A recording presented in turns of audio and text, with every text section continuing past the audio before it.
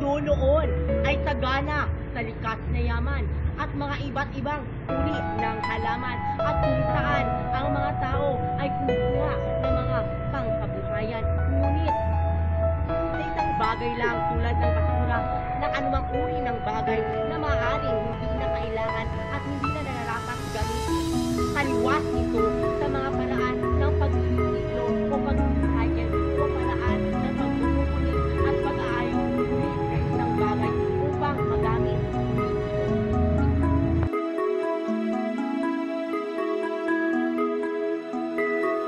Putol ng mga batang puno sa mga bundok. Ito ang dahilan kung bakit nagkakaroon tayo ng pagbaha, Pagbuo, ng mga lupa. nasisira din ang mga kalikasan dahil tayong mga tao ay tinatapon ng basura kahit saan-saan. Dapat sa tamang lalagyan natin ito, ilagay ang mga basura.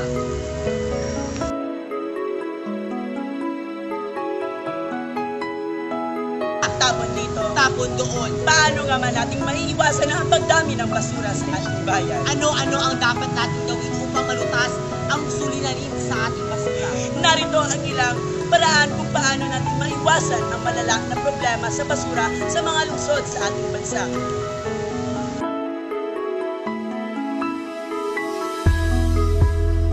Ito na paghihiwalay-hiwalay ng bawat uri ng basura tulad na laman ng papel, bote, lata at plastic.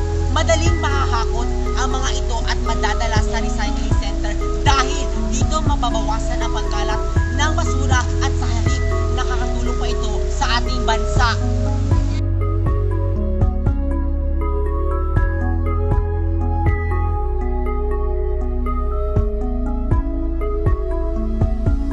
Sa isyu ng basura, tayo hindi dapat magpatumpik-tumpik at basta na lamang magmasid at hintayin na lamang na maging biktima ng problemang ito. Kailangan ng masolusyonan ng angkop at agarang aksyon. Kailangan ng malalim na pagsusuri at sapat na kaalaman sa pagharap sa isyu.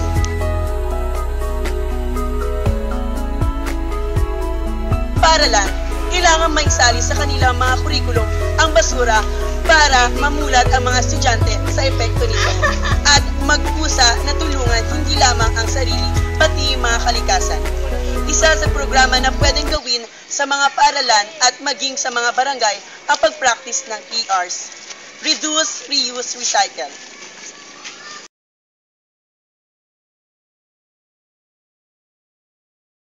Kailangan na magkaroon sila ng sistema at equipment na epektibong pumipigil sa pagbuga at paglabas ng mga nakakapinsalang mga usok at kemikal na humahalo sa hangin at tubig.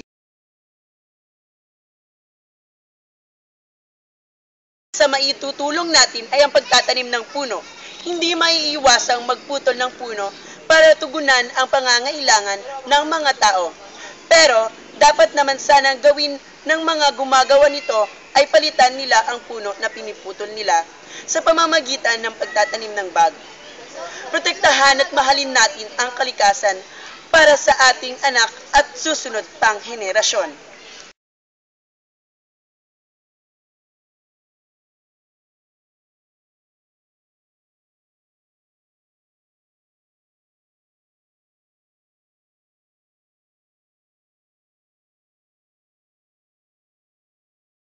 Gana sa mga likas na yaman at mga iba't ibang uri ng halaman na kung saan ang mga tao ay kumukuha ng kanilang pangkabuhayan. Ngunit, sa isang bagay tulad ng basura na hindi na maaaring gamitin dahil nakakalimutan ko tapon dito, Tapon doon. batang puno sa mga bukid. Industriya, kailangan na magkaroon sila ng mga sistema at equipment na epektibong